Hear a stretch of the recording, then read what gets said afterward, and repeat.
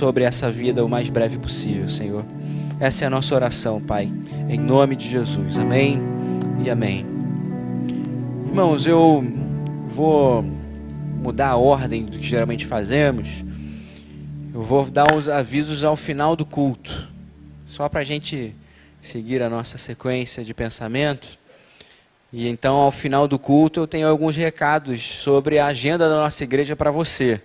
Então, peço para que você fique conosco até o final, para que a gente esteja atualizado em tempo real sobre aquilo que tem acontecido e irá acontecer na nossa igreja.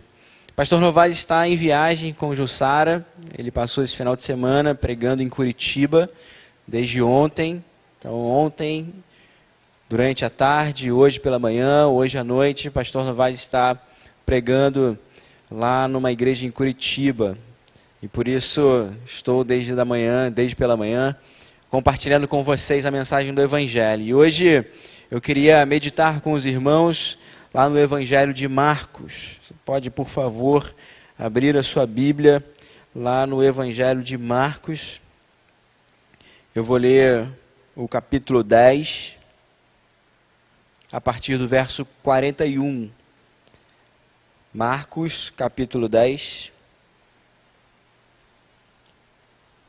a partir do verso 41. Diz assim, eu estou lendo na nova versão transformadora. Ela pode ser um pouquinho diferente da sua, mas pode acompanhar, por favor. Quando os outros 10 discípulos ouviram o que Tiago e João haviam pedido, ficaram indignados. Então Jesus os reuniu e disse: vocês sabem que os que são considerados líderes neste mundo têm poder sobre o povo, e que os oficiais exercem sua autoridade sobre os súditos. Entre vocês, porém, será diferente. Quem quiser ser o líder entre vocês, que seja servo. E quem quiser ser o primeiro entre vocês, que se torne escravo de todos. Pois nem mesmo o Filho do Homem veio para ser servido, mas para servir e dar a sua vida em resgate de muitos. Que Deus abençoe e aplique no nosso coração a palavra dele. Nós vivemos aqui a plenitude do Espírito de Deus. Eu sempre digo que não há forma de estarmos mais perto de Deus, não há forma de sentirmos mais e entendermos mais a presença de Deus do que no tempo da igreja. Haverá um dia a igreja triunfante que adentrará a cidade celestial e que já estará livre de toda dor, de toda limitação do pecado, e lá sim desfrutaremos plenamente da plenitude, da concretude da glória de Deus. Vez ou outra nós olhamos para a história bíblica e falamos: queria muito ser como Moisés, queria muito ser como Abraão, que ouviu a voz de Deus. Mas eu queria lembrar a você que no tempo da igreja, no tempo que estamos vivendo, em Atos 29, na continuação do livro de Atos, nós temos a plenitude do Espírito sobre nós. Nós temos a plenitude do Espírito sobre a igreja, sobre a minha vida, sobre a sua vida. Você está tão perto de Deus quanto qualquer homem poderia estar, porque quem nos aproximou foi o sangue do Cordeiro. Não foi um movimento humano, não foram as minhas sensações que me dão a impressão de que eu estou próximo de Deus. Não é um arrepio, não é uma canção, não é um sentimento, não é a afirmação de um pastor, não é a proximidade com algum homem de Deus, mas é a certeza de que através do sangue do Cordeiro eu adentro o Santo dos Santos com ousadia, porque eu estou livre de qualquer culpa, eu estou livre de qualquer penalidade, eu estou livre de qualquer pecado. Quando Deus está olhando para a sua vida hoje, se você aceitou o Senhor Jesus como seu Salvador, se você tem a marca do Espírito Santo em você, se você tem a marca do Cordeiro em você, você hoje está sendo olhado por Deus como um filho amado, como uma filha amada, como alguém plenamente santo, como alguém totalmente redimido e regenerado na presença de Deus. Então eu quero partir disso. Fomos transformados, no mais íntimo do nosso ser. Adentramos a presença de Deus como um homem não poderia fazer, porque não foi um caminho feito por nós, mas foi o caminho que Jesus construiu para nós, através da sua própria vida. E o que eu queria reafirmar nessa noite é que era isso que nós mais precisávamos. Essa é a conclusão de Jesus nesse capítulo, nessa conversa com os discípulos. Eu não vim para servir, para ser servido, mas eu vim para servir. E o serviço de Jesus era dar a sua vida em resgate de muitos. Eu queria que você ficasse com isso no seu coração. Existem 3 tipos de pessoas aqui. Existem pessoas que não entendem o seu propósito de vida, que não entendem onde podem servir, por que podem servir, ou se podem servir. Existem pessoas que estão servindo, mas servem já no piloto automático. Servem porque fez parte da história, servem porque faz parte da métrica religiosa, servem porque as pessoas esperam que você sirva onde você serve. E existem pessoas aqui que já serviram.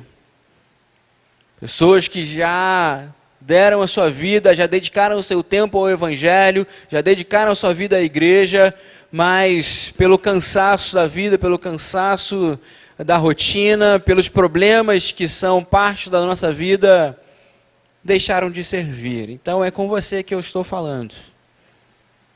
Eu queria falar sobre serviço. Eu falei na última semana, no último domingo, que o resumo daquilo que é a igreja, do que é o cumprimento de tudo aquilo que a igreja deve fazer, Jesus diz que é amar a Deus sobre todas as coisas e amar o próximo como a si mesmo. O grande problema é que nessa junção do céu com a terra, nessa junção do espiritual com o real, nessa junção da ordem de Jesus com a nossa prática de vida, nós nos perdemos e ficamos em 3 posições, nessas 3 possibilidades de não entender como podemos servir, de servir no automático ou mesmo de deixar de servir pelo cansaço.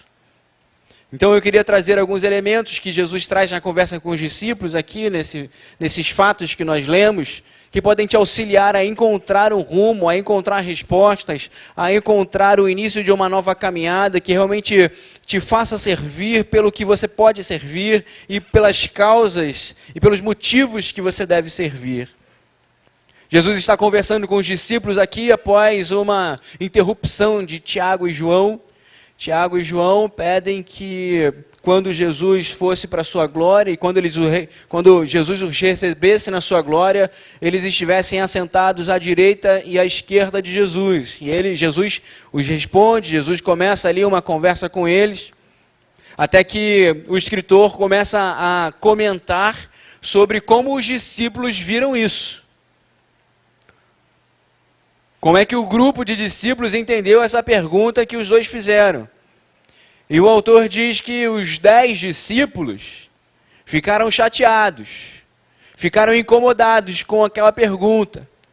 Jesus começa ali uma sequência de ensinamentos que com certeza pode servir para a sua vida, pode mudar o seu coração nessa noite. E a primeira coisa que Jesus afirma para esses discípulos é que, olha só, existem sim pessoas relevantes na sociedade, existem autoridades. Essas autoridades agem de uma maneira. E aí Jesus diz, olha só, se vocês querem ser líderes, se vocês querem ser relevantes, então a primeira coisa que eu queria dizer a você é não tenha medo de ser relevante. Os dois queriam um lugar especial no céu ao lado de Jesus. Os 10 discípulos ficam incomodados com essa vontade.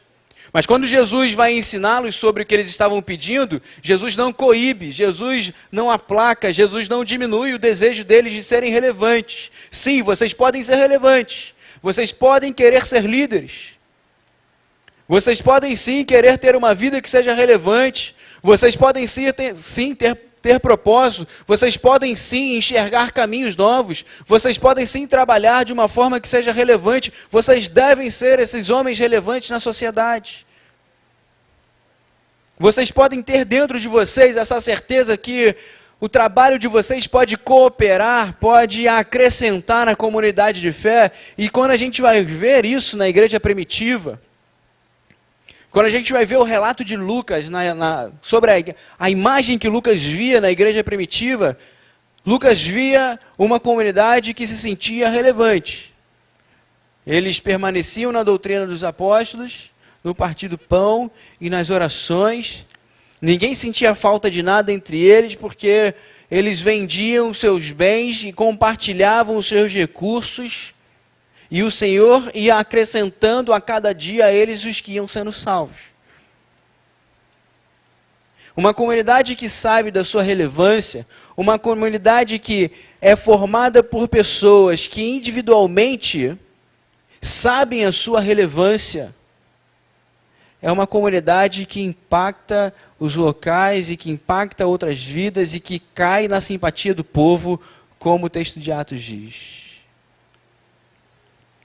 Não tenha medo de ser relevante. Inclusive, esse é o chamado de Jesus para cada um desses discípulos. Esses discípulos estavam na sua rotina, nos seus barcos, nos seus afazeres. E Jesus chega para boa parte deles e diz: olha só, vocês vão largar essas redes e eu farei de vocês pescadores de homens. Eu tenho dito que essa vida confortável que o nosso tempo vende, nós vivemos um tempo de uma busca por uma vida confortável. Muitas pessoas falam que não conhecem o seu propósito de vida, não entendem o seu propósito de vida. Mas eu diria que isso é quase impossível. É claro que existem enfermidades, existem dificuldades psiquiátricas, psicológicas, que nos levam a essa conclusão. Mas boa parte das dificuldades que nós temos não estão na realidade de encontrar um propósito de vida, mas sim na realidade de termos forças para trabalhar para alcançarmos esses propósitos. Você certamente ama seu pai e a sua mãe, você certamente ama seu filho, mas sabe que esse amor dá trabalho. Você talvez tenha um sonho muito grande, aí vou entrar aqui na minha área de emagrecer. Você quer emagrecer, você sabe que precisa saber fazer dieta. Não é uma falta de propósito, mas você não tem a disposição para fazer o rumo do emagrecimento. Você sabe muito bem que precisa consertar alguns relacionamentos. Você tem propósito sim, você tem metas sim de vida. O que você sabe também é que refazer relacionamentos dá muito trabalho.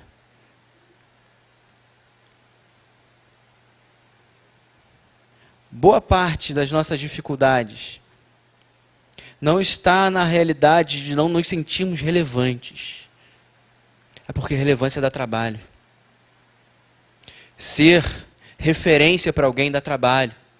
Abdicar de posturas, abdicar de coisas que talvez fossem costumeiras para mim, fossem normais para mim, para que eu sirva de exemplo e não sirva de tropeço para você.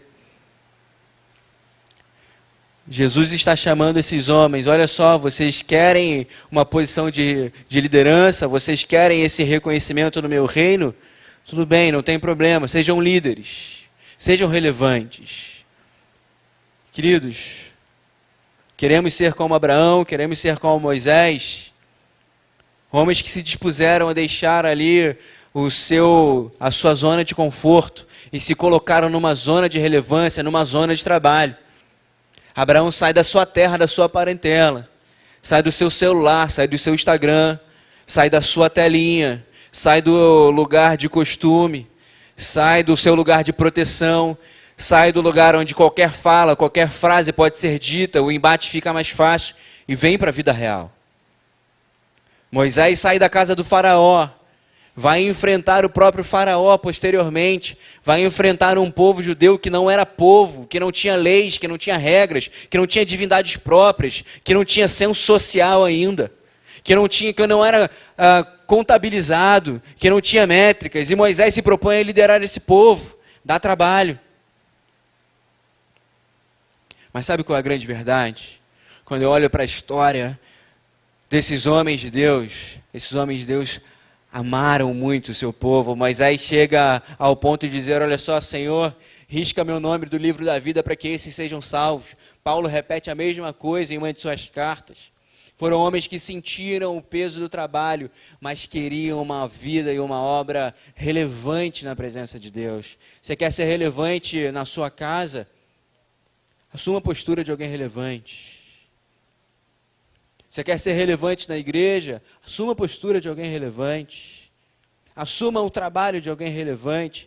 E aí eu queria dizer uma segunda coisa que Jesus nos ensina aqui também. Por vezes queremos ser relevantes, mais por evidência pessoal do que necessidade do outro. Uma coisa é eu querer ser relevante porque eu quero reconhecimento. Outra coisa é eu querer ser relevante porque eu vejo na vida do outro necessidades. São coisas distintas. Relevância como reconhecimento pessoal é caminho do mundo. O caminho de Jesus é relevância como alguém que quer se entregar para a necessidade do outro. Eu não vim para ser servido, eu vim para servir e para dar a minha vida em resgate de muitos. Eu vim para servir na maior necessidade da humanidade. Eu vim para dar exatamente aquilo que só eu poderia dar. Eu vim para fazer aquilo que somente eu poderia fazer. E eu não vou me abster de fazer essa minha parte, que é entregar a minha vida. Eu posso ser um líder imperial, eu posso ser o rei que os judeus esperam, eu posso revolucionar politicamente a terra, eu posso conseguir discípulos que me carreguem, me façam o rei dos reis. Eu posso ceder às tentações do diabo e ele me dar todos os tronos do mundo. Mas não, eu não quero isso. Eu sei para quem eu vim. Eu sei o que a humanidade precisa. Eu sei que aqueles a quem eu amo, aqueles a quem meu pai ama, precisam de resgate, precisam de salvação. E eu vim para fazer isso. Eu gosto muito do capítulo 2 de Filipenses, que descreve a kenosis, que descreve a abstenção da divindade de Jesus, ele se assemelhando ao homem. E os passos que Paulo dá são muito interessantes. Ele vem falando, olha só, ele se esvaziou, e ele se doou, e ele se entregou, e ele se fez a miséria humana, mas ele tem o nome sobre todo nome. E sobre esse nome todo joelho se dobrará no céu e na terra. Esse homem que veio servir, e aqui a palavra grega é escravo mesmo, é doméstico, é como alguém que quer servir ao todo o povo, alguém que veio dar aquilo que o povo precisa, alguém que está apto e disposto a entregar-se, a entregar ao outro aquilo que é a necessidade do outro. Você quer ser relevante? Sirva na necessidade do outro. E aí eu quero dizer uma coisa especialmente para os pais. Você quer que seu filho te ache relevante? Seja pai. Seja mãe. Seja presente. Esteja com seu filho. Não terceirize a educação do seu filho. Não terceirize os sentimentos do seu filho. Quer ser relevante na vida do seu filho? Sabe o que ele precisa? De um pai. De uma mãe, presentes, que educam, que acompanham, que amam, que corrigem. Você quer ser relevante na vida da igreja? Seja servo. Você pode ser líder, você pode ser pastor, mas você pode ser recepcionista. Você pode ser da oração. Você pode ser professor de EBD, você pode ser líder de um grupo. Você pode abrir a sua casa para um grupo. Sabe uma das necessidades que temos hoje, nesse projeto de grupos de conexão? Casas. Temos muito poucas casas abertas. Temos líderes preparados, mas não temos casas abertas. Quer ser relevante na vida da igreja? Consagra o teu sofá para o Senhor. Fala, Senhor, nesse sofá sentarão grupos de pessoas que vão honrar o teu nome e vão conhecer o Evangelho. Consagra a cadeira da sala, que vai ficar meio bamba, depois de muitas pessoas sentarem, mas que podem ser bênção de Deus, podem ser motivo de transformação do Senhor. Sabe por que por vezes a gente perde esse prazer de servir? Quando a gente começa a servir por nossa causa, porque eu sou bom nisso, porque é isso que eu sei fazer. E quando eu me mato dentro de mim para fazer algo que só eu acho relevante, e eu fico ressentido que ninguém está olhando para mim, eu fico ressentido que ninguém vê o que eu faço, pode ser muito bem que na verdade você esteja querendo ser relevante para mais reconhecimento pessoal do que você tem olhado para as carências do corpo, para as carências da sua família, para as carências das pessoas que estão ao seu redor. Crie uma mentalidade de serviço, que você seja relevante. E eu tenho certeza que você vai ser relevante quando você identificar a necessidade das pessoas que estão ao seu redor. E por fim, carregar a necessidade do outro é pesado. Nós não estamos falando que é fácil. O próprio Senhor Jesus, quando olhou para o cálice da ira de Deus que deveria tomar ali no Getsemane, quando Jesus olha para o derramar do seu sangue, para todo o sacrifício que ele passaria, ele diz: Senhor, se for possível, passa de mim esse cálice. Porque não é simples a gente colocar a nossa vida no altar do Senhor e dizer que queremos servir o outro. Tem um verso de Gálatas, que é Gálatas capítulo 6, verso 9, que diz: olha só, não vos canseis de fazer o bem, porque se vocês não se cansarem, no seu tempo vocês colherão. Você pode achar hoje: olha pastor, eu entendo isso que você está falando, mas eu não tenho mais recursos. Eu não tenho mais opções na vida. Eu não tenho mais possibilidades na vida. Eu já tentei, eu já fui pai presente, eu já fui mãe presente, eu já servi no corpo, eu fiz tudo isso aí que o Senhor falou. E eu queria te lembrar uma coisa que Jesus fez com esses mesmos discípulos. Acredito que no capítulo 9 de Lucas, o Senhor Jesus chama os seus discípulos e os comissiona de 2 em 2 para irem de casa em casa pregar o Evangelho.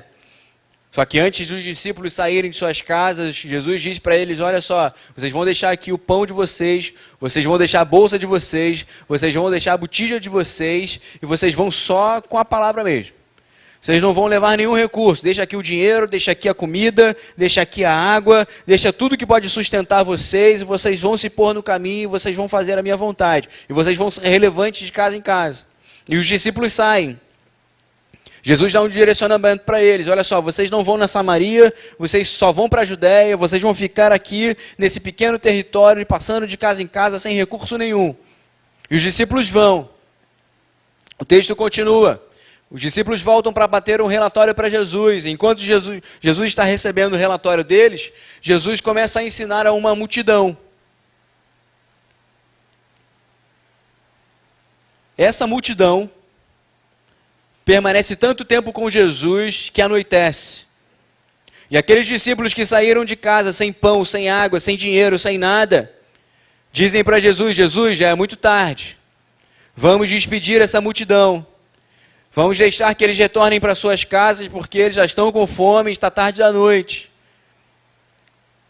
E Jesus vira para eles, talvez quase ironicamente, e diz: olha só, não tem nenhum recurso aí não? Será que não tem nenhum pão? Jesus havia acabado de comissioná-los para irem sem pão. Jesus diz: olha só, será que não tem um pão que eu possa multiplicar? E a gente sabe que André, bom discípulo, encontra um menino que tem alguns pãezinhos e uns peixinhos. E a gente sabe o final da história, que aquela multidão tem alimento de sobra. Jesus mostra para aqueles discípulos que a relevância não seria feita ou não seria dependente dos recursos pessoais. Não seriam com o pão que eles tinham, não seriam com a água que eles tinham, não seriam com o dinheiro que eles tinham.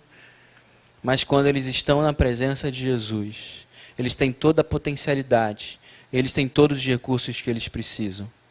Eu queria te lembrar que você, na presença de Jesus, tem todos os recursos que você precisa para ter uma vida extremamente relevante, independente do seu nível social, independente da sua conta bancária, independente da sua intelectualidade, da quantidade de estudo que você tem. Se você quiser colocar a sua vida nas mãos de Jesus e quiser ser relevante naquilo que as pessoas do seu lado precisam, eu tenho certeza que você fará uma grande colheita para a glória do Senhor. Queridos, esse chamado é para a Igreja Barão. Nós precisamos decidir no coração sermos relevantes. A Igreja Barão precisa decidir ser relevante na Praça Seca.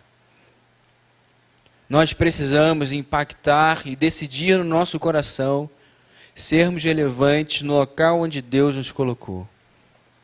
E para isso é necessário que você crie uma mentalidade de relevância, você crie uma mentalidade de serviço, você saia desse comodismo, desse lugar de conforto que por vezes é tão bom para a gente. Para você fazer uma análise, eu sempre falo isso, se você tem todas as soluções para os problemas que enxerga, é porque provavelmente você não está servindo. Se você tem muitas críticas ao que está acontecendo, é porque provavelmente você não está na engrenagem que faz as coisas acontecerem. Porque quando a gente está na engrenagem, a gente vê a dificuldade. E o que eu quero te dizer é que talvez a engrenagem esteja emperrada, exatamente no ponto em que você pode ser relevante. Em que o problema não foi solucionado, a coisa não aconteceu ainda, exatamente no ponto em que você tem a solução. Eu sempre digo para os jovens que às vezes vêm falar alguma coisa para mim, eu falo assim, olha, esse problema que você está enxergando, ninguém está enxergando. Glória a Deus por isso. O Espírito Santo está te dando uma visão. E eu tenho certeza que Ele mesmo vai te dar sabedoria para resolver essa questão. Os problemas que nós enxergamos na nossa igreja, problemas que nós enxergamos na nossa casa, por vezes outras pessoas não enxergam. E talvez não enxergam porque Deus realmente ainda não abriu a visão delas para isso. Meu amado irmão, minha amada irmã, você é relevante nessa casa, você é relevante nesse corpo e você é chamado por Deus, não por mim, mas por Deus, a fazer parte de um corpo que trabalha junto e que comunitariamente consegue solucionar problemas, consegue solucionar necessidades que fazem parte da nossa vida. Eu queria te fazer uma pergunta hoje. Será que você não sabe o seu propósito? Será que você não sabe onde você pode servir hoje? Será que você está servindo para você mesmo? Será que o seu cansaço não é de alguém que está há muito tempo fazendo algo, mas não pela necessidade do outro, mas mais porque você já se habituou a fazer isso? Será que não está no tempo de você retomar essa caminhada a qual Deus te chamou? Existem várias necessidades, irmãos. Você tem um dom, você tem um chamado de Deus, você tem um propósito dado por Deus. Está na hora de você levantar as suas mãos, está na hora de você arregaçar as mangas, está na hora de nós juntos trabalharmos para vermos esse templo aqui com pessoas cheias de necessidades sendo supridas, assim como nós vemos na história bíblica de Atos. Irmãos, nossa oração nessa noite precisa ser essa. Onde eu posso ser relevante, Senhor? É isso que eu quero. Senhor, me dá sabedoria para ver as necessidades que estão ao meu redor. E Deus, nessa caminhada de encontro com a necessidade do outro, me ajuda a não desanimar. Me ajuda a trabalhar até que eu possa ver essa colheita. Me ajuda a ir até o fim, até que eu possa ver os filhos formados, até que eu possa ver meus filhos batizados, até que eu possa ver a minha casa transformada, até que eu possa ver essa igreja cheia da glória de Deus. Existem várias necessidades, existem irmãos que trabalham com aquelas pessoas que estão em situação de rua, existem irmãos e irmãs que trabalham na oração, existem irmãos e irmãs que trabalham no ensino. Eu não sei onde você pode ser relevante, mas eu sei de uma coisa. O Senhor Jesus, Ele fez aquilo que nós precisávamos, para que nós tivéssemos todo o potencial para fazer aquilo que o outro precisa. Jesus Cristo é o maior recurso que você precisa para solucionar os problemas que estão à sua frente. Eu queria orar pela sua vida nessa noite. Feche seus olhos. Pai amado, Nós queremos muito, Senhor, muito, receber dessa Tua glória, receber desse Teu poder. Eu sei que o Senhor nos faz testemunhas e nos dá poder para isso. Eu sei que sobre a Tua igreja há diversos dons, há diversos talentos. Sobre cada pessoa que está aqui, que reconhece o Senhor, existe uma potencialidade, Pai. Existe um presente seu, Deus. Existe, Senhor, algo tão caro, tão precioso, que pode transformar vidas, Pai. Ó Senhor, eu quero te pedir nesse momento que o Senhor restaure e renove os corações. O Senhor dê força ao cansado, Pai. O Senhor fortaleça aquele que está fraco nessa noite. Que o Senhor nos ajude, Deus, a termos força, fôlego para percorrer o caminho da relevância. Para que façamos isso não por nós, mas porque sabemos que enquanto fazemos isso, cumprimos os Teus ensinamentos de amar ao Senhor, de amar ao nosso próximo, Pai. E porque sabemos, Deus, que o Senhor mesmo promete que esses mandamentos que o Senhor nos dão alegria, alegria completa. Ó Senhor, nos faz vivenciarmos a vida abundante que o Senhor nos prometeu. Por isso eu te peço agora, Senhor, pelos pais, pelas mães, que por vezes se sentem sem recursos, sem argumentos, sem forças, Senhor, para enfrentar a dificuldade de criar seus filhos, de ensinar seus filhos. Ó Deus, renova, Pai, esses lares nessa noite. Renova os lares daquelas mulheres que oram pelos seus maridos, dos homens que oram por suas esposas, de pessoas que oram por parentes, por familiares diversos, Senhor, por amigos que não te encontraram ainda. Eu clamo, Senhor, por cada ministério dessa igreja, por cada líder dessa igreja, que haja uma renovação, que haja uma restauração, que haja, Senhor, um desejo de relevância, que nos faça, Senhor, enxergar que aquilo que fazemos porque existem necessidades nesse corpo, e fomos nós, Senhor, somos nós que temos esse privilégio, Pai, de encarar essas necessidades, de supri-las com a Tua graça, Pai. Restaura líderes que estão aqui desanimados, Pai. Eu te peço nessa noite também, Pai, que o Senhor seja sobre a vida do pastor Novaes, sobre a vida de sua família, que o Senhor continue a dar sabedoria sobre a vida dele, Pai, que o Senhor continue a dar a Tua visão sobre ele. E eu te peço, Pai, pela nossa igreja. Eu peço para que a nossa igreja decida, Pai, queira ser relevante nesse bairro.